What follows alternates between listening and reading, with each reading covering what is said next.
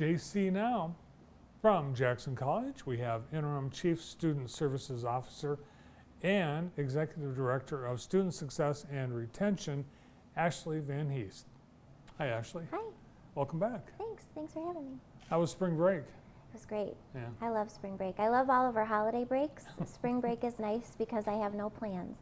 The kids were in school, my husband was at work, so I got to be home alone and Me just time. kind of relax. Yeah, it was Good lovely. for you. Yeah. All right, we're back at it this week, and it's FAFSA time. It is FAFSA time. So many students may have heard about the simplified FAFSA. So the Department of Education has changed that form a little bit just to make it a little bit easier to complete. That has led to some processing delays though. So it's okay. There's nothing to fear or worry. Absolutely, still everyone should complete the FAFSA. The government is working really hard to get us the files that we need in order to process that. It can still be kind of it's the most intimidating part sometimes of financial aid, just the process of completing that form. It's one of the scarier parts of higher ed. So we have an upcoming workshop that is on the 28th to help people, just any questions that they have, any forms or documents that they might need to submit for the FAFSA. We'll have a team ready, our financial aid team, to kind of help walk students through that process. Well, good. And I wonder if there are people that just don't do it. Oh, sure. Yeah. Yeah. I think everyone should fill out the FAFSA, even students that feel like maybe they won't be eligible or they won't qualify. So many forms of financial aid, state aid, federal aid, require that a FAFSA be on file, even if that's a scholarship. And you just never know. There might be something out there for you that you could be eligible for, and all you have to do is complete the FAFSA. So we highly encourage everyone to do it. It's free money. Mm-hmm. And for those students, we're seeing all the various programs and even the state planning to participate in free college for a lot of students. Whenever that happens or whatever is available, the FAFSA, it's got to be done first. It will be required. It usually is one of the first steps, kind of for anything really that you can think of that is financial aid based. Even as you said, all of those free state programs, should those come or otherwise, it still requires the FAFSA. That's the only hitch to free. Just fill out the form, and we've always had it. I mean, it's been going. Yeah. I remember when our kids were. It's just part of it. It is. It's just part of the process. I've done a FAFSA recently. Actually, I'm in a PhD program, and I had to do a FAFSA too, and it was pretty painless. So it definitely is a little bit simpler than it used to be. Oh, cool. All right. Mm-hmm. So we're signing up people for the next semesters. Semesters, yes. So right now we've got registration going on for the summer semester. Summer begins May 20th. And then soon we'll have registration happening for the fall semester. Registration for fall will begin in April, and that fall semester begins in August.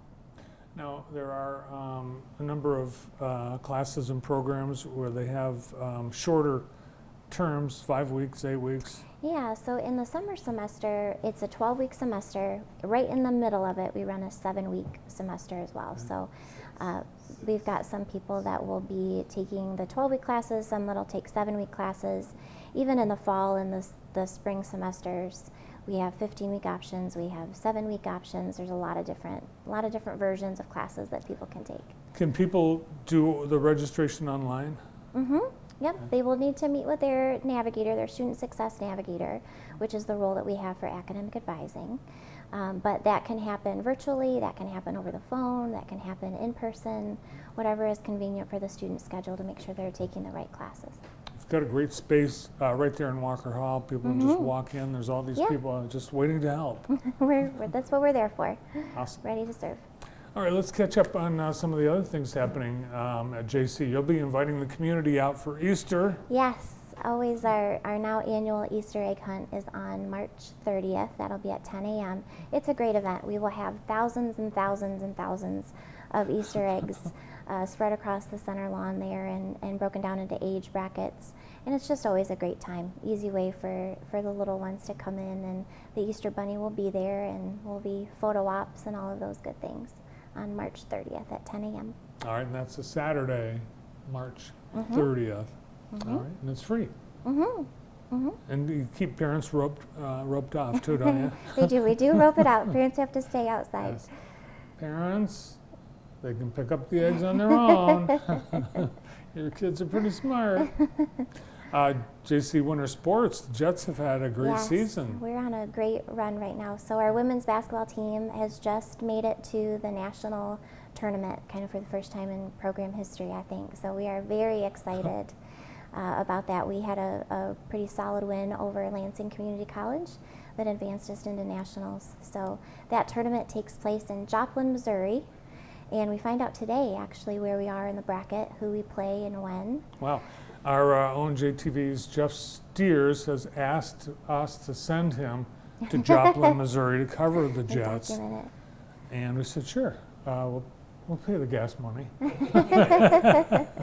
Yeah, just turn in the receipts, Jeff, no problem.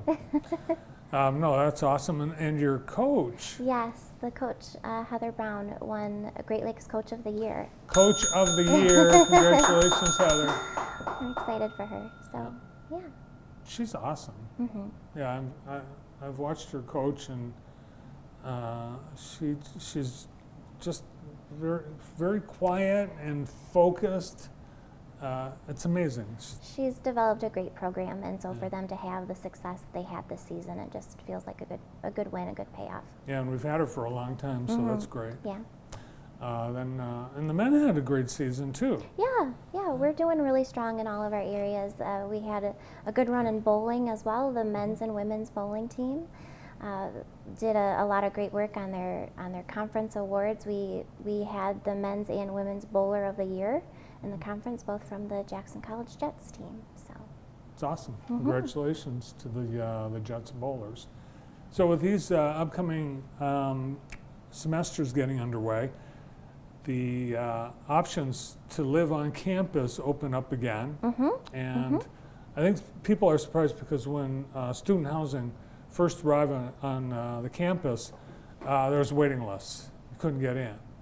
But now you've created more, and it's more available. Yeah, the demand has been there for sure. So we have the three main sort of campus buildings, and then we also have the tiny homes that are intended for student families and things like that. So, it's such a great opportunity for students to have a living and learning opportunity on campus, to really get that feel of going away to college without really having to go that far. And it's surprising when we bring students to campus for visits. They just kind of marvel at the things that we have and the idea that all of that is available right here at home and in town in Jackson. So it feels very exciting to them to be able to be part of it. Yeah, and they're beautiful. The buildings are beautiful. The suites, it's like apartments. It is, yeah. They're very nice. They're very nice. And we'll have a new building. I don't know if we can call it building. The dome. Air-supported structure. Okay. Yes, air-supported structure. That's awesome, and it's huge. It is. And it's up. Is it? When are we going to be able to see it? It's up. It's not. It's relatively functional. We'll have a ribbon cutting very soon. Okay. We'll invite the community out to kind of come in and take a tour. That's upcoming. Yeah, and that'll be multi-purpose. So we'll look forward to all kinds of things happening with that. Well, obviously a lot going on, and everyone's welcome to come on out and take a look around. Of course. We welcome everybody. Great. Thanks for all the updates. Thank you. Ashley Van Heest hosting this month's JC Now. Ashley is Interim Chief Student Services Officer and Executive Director of Student Success and Retention, and at Jackson College they have a total commitment to student success. Thanks, Ashley. Thank you.